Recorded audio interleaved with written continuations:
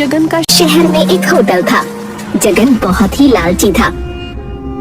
वो हमेशा सोचता कि किस तरह कम खाना देकर कस्टमर से ज्यादा पैसे ठग सके। कालू वहाँ काम करता था। वो एक सीधा साधा लड़का था। हमेशा वो लोगों की भलाई करता। उसे जगन का लालचीपन पसंद नहीं था। एक दिन जगन के होटल पर गांव का एक गरीब किसान रतन अपनी पत्नी और बेटे के साथ आता है। देखो कालू, ये लोग देहाती भोले वाले लगते हैं। इन्हें पहले पेट भर खाना खिलाओ, उसके बाद बिल दोगुना बना कर देना।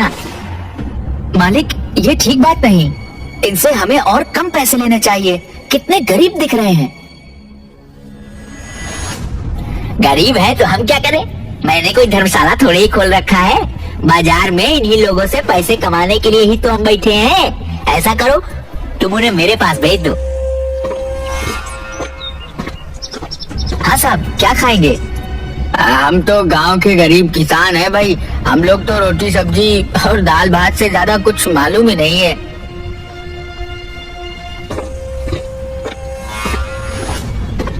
अबे कस्टमर को बैठाएगा भी यहाँ बाहर से ही भगा देगा।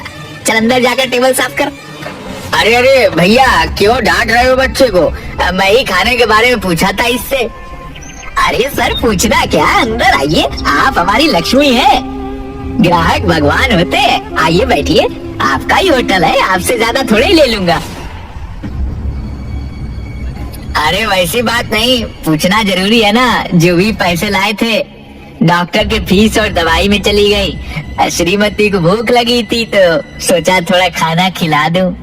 अरे आइए बैठिए। कालू, इन लोगों के लिए स्पेशल थाली लगाओ। कालू 300 रुपए वाला 3 स्पेशल थाली लेकर आता है।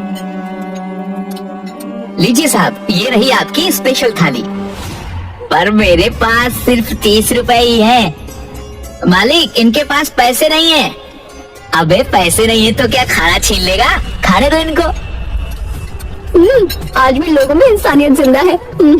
कितना बड़ा मानुस है ना होटल का मालिक।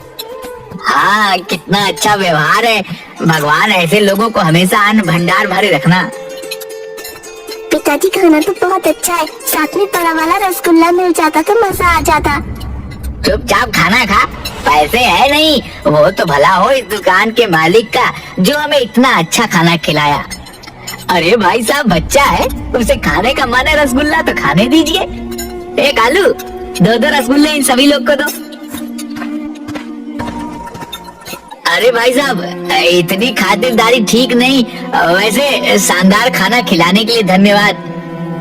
कालू, ये लो, साहब को खाना का बिल दे दो।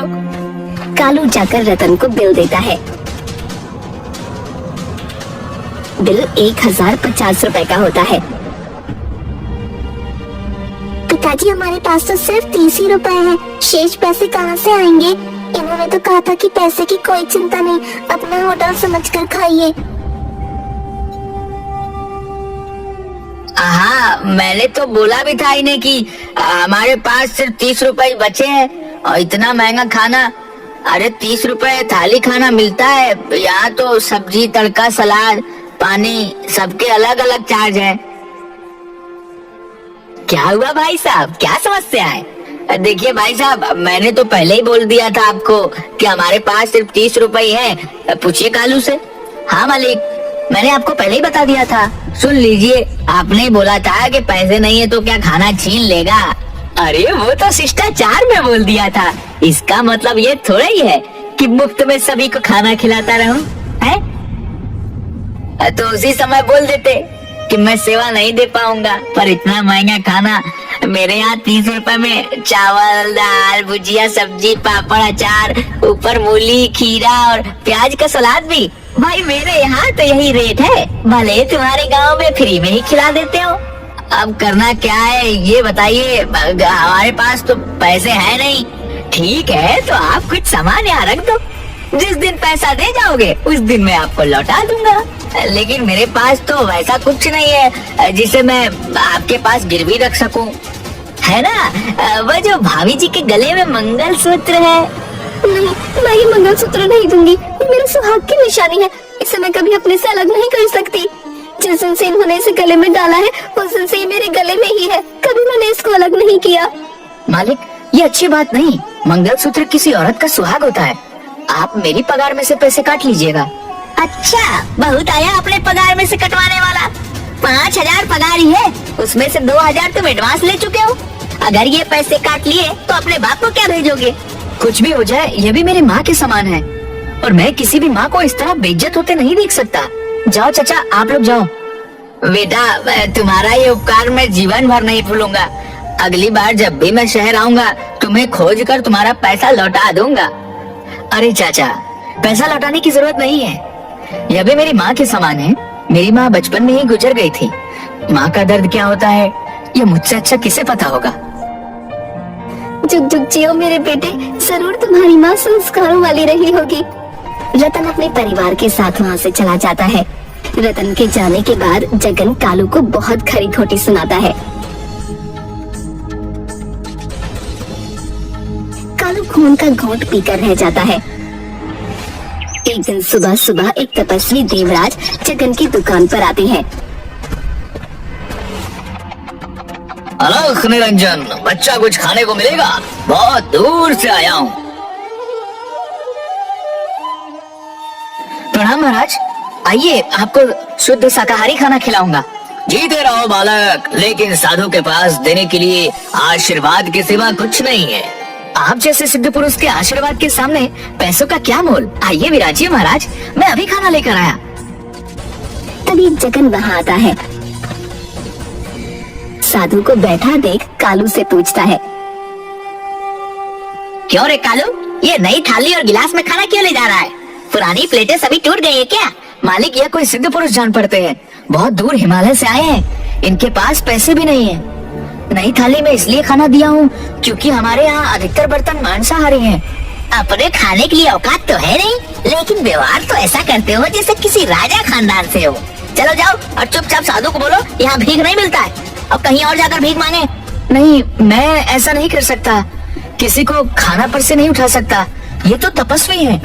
आप मेरा पगार दीजिए और उसमें से इनका पैसा काट लीजिए। मैं आप जैसे मालिक के यहाँ काम भी नहीं करना चाहता।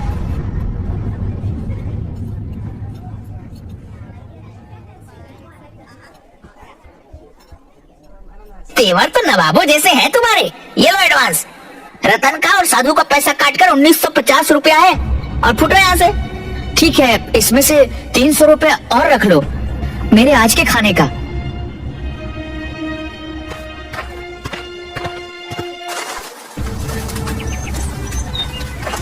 कालू वहाँ से निकलकर एक बरगद के पेड़ के पास बैठा सोच रहा होता है कि अब आगे क्या करना है। तभी वहाँ पर तपस्वी देवराज आते हैं। क्या हुआ बालक, यहाँ पर ऐसे क्यों उदास होकर बैठे हो? कुछ नहीं महाराज, इस दुनिया में लोग पैसों के पीछे इतना क्यों भागते हैं जो मानवता को भी भूल जाते हैं। यही दुनिया है मेरे बच्चे। इस संसार के इस मोह माया से ऊपर उठना सबके बस की बात नहीं। वैसे तुमने मुझे बहुत बढ़िया खाना खिलाया, लेकिन खाने के बदले तुम मुझसे कुछ लेना भूल गए। मैं कहाँ कुछ बोला? तुम्हें याद है, खाना खाने से पहले मैंने तुझे बोला था कि मेरे पास देने के लिए पैसे नहीं है, लेकिन आशीर्वाद जरूर है। बताओ बालक, तुम्हारी क्या इच्छा है? महाराज, मेरी इच्छा है कि लोगों को मैं मुफ्त में खाना खिला सकूं, लेकिन मैं ये नहीं चाहूंगा कि लोग मुफ्त में खाना खाकर मुफ्तखोर बन जाएं। इसलिए मैं चाहता हूँ कि कम से कम पैसों में मैं लोगों को खाना खिला सकूं। तुम तो होटल में काम कर चुके हो। अपने अनुभव के आधार पर यह बताओ कि एक आदमी का भरपेट अच्छा खाना खिलाने में कितने रुपए का खर्च आएगा? जी, 50 रुपए में अच्छा से अच्छा खाना हो जाएगा।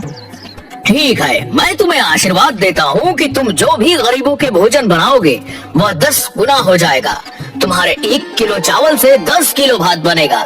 इस तरह 50 आदमी का खाना 500 लोग खा सकेंगे।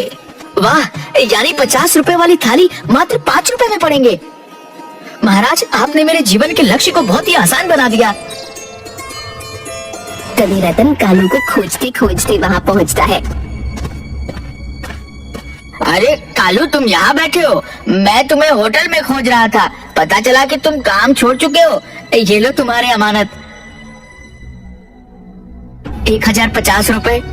अरे चाचा, मैंने तो पहले ही कहा था कि ये पैसे आपको देने की जरूरत नहीं है। अरे यह तो तुम्हारी अमानत मेरे पास थी। वक्त पर तुमने मेरी इज्जत बचाई, यही काफी थी। उसके लिए फिर से एक बार धन्यवाद। ठीक है चाचा, आपने पैसे बहुत समय पर दिए हैं। अब मैं अपने पास के 3,000 जो 15,000 रुपए के बराबर है, उससे सस्ता होटल खोल सकूंगा। ये तो बहुत अच्छी बात सोची है तुमने। मेरा बेटा बंकू ऐसे ही बैठा रहता है, उसे भी अपने साथ इस होटल में रख लो। जी जरूर चाचा, मुझे अभी कई ईमानदार साथियों की जरूरत पड़ेगी। ठीक है बेटा, अब मैं चलता हूँ। तुम अपनी इसी ईमानदारी और जज्बे को हमेशा बनाए रखना। जी महाराज, प्रणाम। मैं भी चलता हूँ बेटा, कल से बंकू तुम्हारे होटल में काम करने आ जाएगा। कालू उन पैसों से जगन के होटल के बगल में 5 रुपए की थाली का होटल खोल देता है। पहले तो लोग 5 रुपए की थाली का बोर्ड देखकर इसे मजाक समझते हैं, लेकिन जब होटल के अंदर खाना खाते हैं तो उन्हें आश्चर्य होता है कि 300 से 400 वाले खाने को वो मात्र 5 रुपए में कैसे खिला रहा है। लोग उसे बहुत धन्यवाद देते हैं। जगन का होटल बंद हो जाता है क्योंकि वही खाना 5 रुपए में कालू के होटल में उपलब्ध था। जगन कंगाल हो जाता है। एक दिन भीड़ में जगन खाना खाने आता है। भाई आधा प्लेट खाना देना। आधा प्लेट क्यों सेठ, पूरा प्लेट खाओ। काहे का सेठ, आज की तारीख में मैं कंगाल हो चुका हूँ और मेरे पास 3 ही रुपए हैं। कोई बात नहीं सेठ, मैं आपको पहचानता हूँ। आपका पैसा मैं दे दूंगा, आप महीनों यहाँ आकर खा सकते हो। धन्यवाद मेरे बच्चे, पर मैंने तुम्हें पहचाना नहीं। सेठ मैं वही हूँ जो कुछ दिन पहले आपके यहाँ खाना खाने आया था और आपने मेरी माँ को पैसे के बदले मंगलसूत्र गिरवी रखने को कहा था। मुझे माफ कर दो बेटे, मैं अंधा था। मेरी आंखें तो आज खुली हैं। भूखे लोगों के लिए 5 रुपए पे थाली उपलब्ध करवाकर सचमुच तुम लोगों ने बेसहारों को एक सहारा दिया है। उनकी दुआएं सदा तुम्हारे साथ रहेंगी। अरे मालिक, आप यहाँ? मत कहे मुझे मालिक, ये भी एक गाली जैसा लगता है। 5 रुपए की थाली वाली इस होटल में जो सुकून है वह बड़े बड़े होटलों में नहीं मिलेगी। तो ठीक है, कल से आप भी आइए और मैनेजर की कुर्सी संभालिए। कालू, तुम्हारा यह एहसान मैं जिंदगी भर नहीं भूलूंगा। मेरे बच्चे घर में भूखे हैं, तुमने मुझे काम देकर मुझे ही नहीं मेरे परिवार को भीख मांगने से बचा लिया।